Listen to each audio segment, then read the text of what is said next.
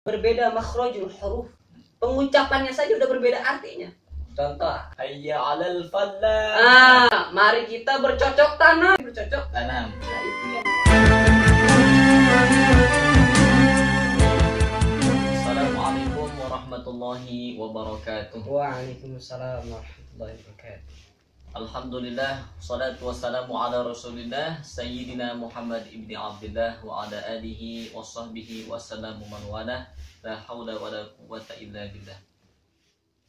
Masih bersama saya Indra Abdul Mukhtar.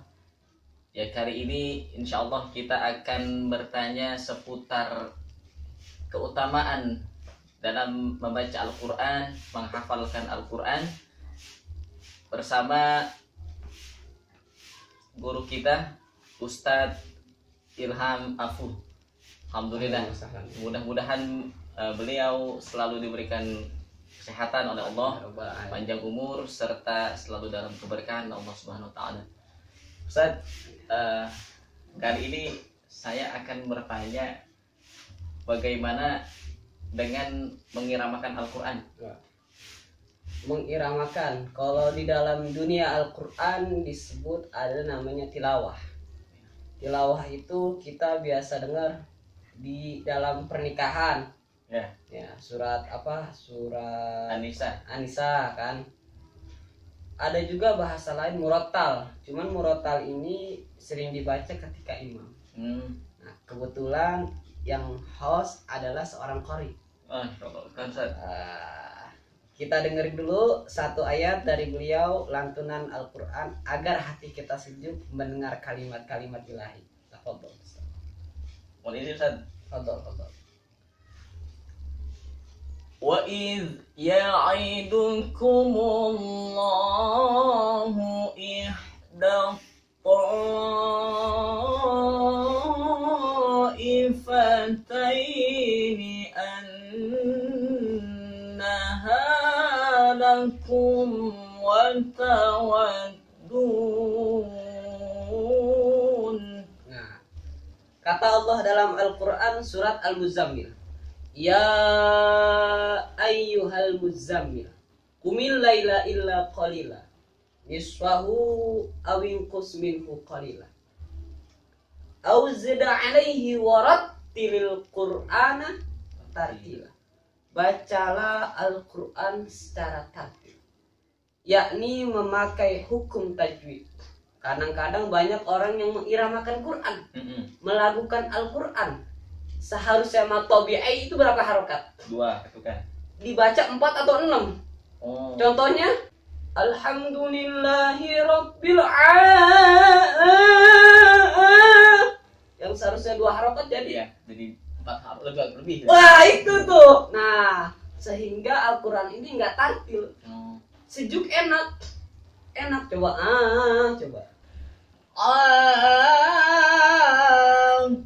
Enak didengarnya karena mengarah ke tajwidnya yang salah.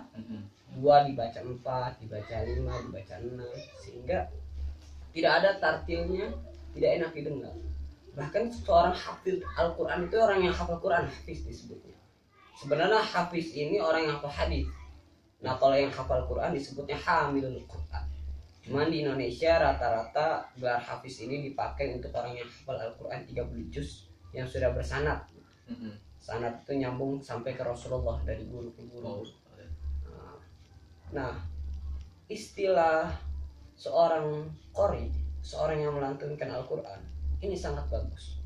Ada yang sangat legendaris, dikenal seluruh dunia. Di Timur Tengah namanya masyhur, terkenal semua orang, adalah orang Pemalang. Sekarang beliau tinggal di Cipondoh, punya pesantren Mukarrom Kiai Haji Muammar.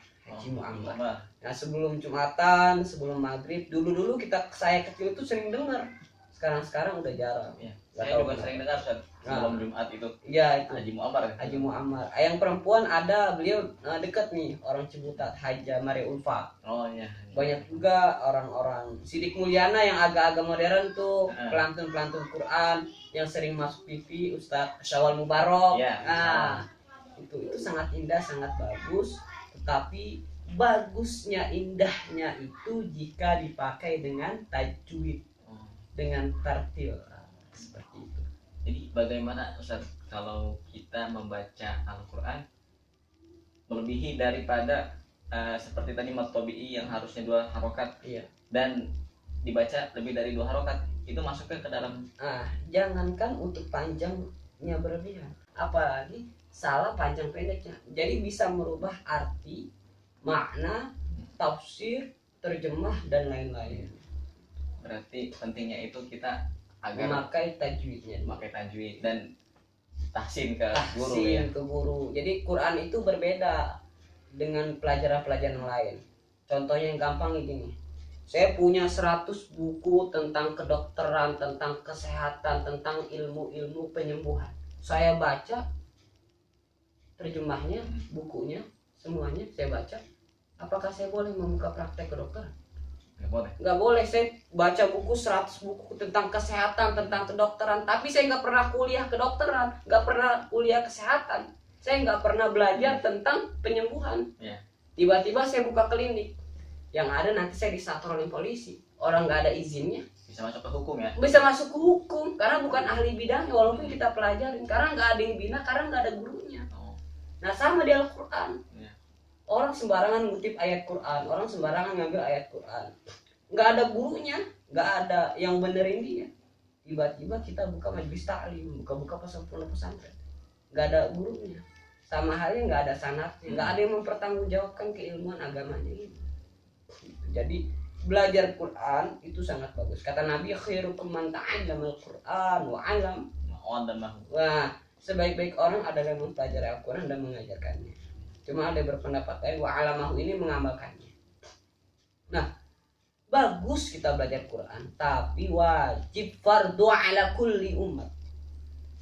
Wajib bagi setiap umat, harus ada ustaz, harus ada guru, harus ada yang membimbing, sehingga tarikh jalannya ini lurus, mutawatir. Nah, tidak dhaif, tidak terputus. Karena orang malu, gengsi, akhirnya belajar dulu. Karena orang udah berumur, akhirnya karena dia malu, belajar hanya lewat Google atau YouTube, akhirnya praktiknya tidak ketahuan bagaimana betulnya. Iya betul pengucapannya. Makanya itu Nabi jauh-jauh berabad-abad yang lalu beliau mengatakan, setelah menang jihad itu, menang perang itu, sebenarnya yang paling utama setelah kita memenangkan peperangan ini adalah jihad melawan hawa nafsu. Gengsi itu kita bantai. Jangankan aduh udah tua gue malu belajar Quran, gak enak sama anak sama cucu gue. Nah malunya itu kita bantai. Anak muda, anak SMA bawa Iqra, malu nggak sekarang? Malu. Cuman malunya itu kita bantai, malunya kita buang, gengsinya kita buang. Untuk apa? Untuk berjihad. Bisa baca Al-Quran. Ngaji itu jihad.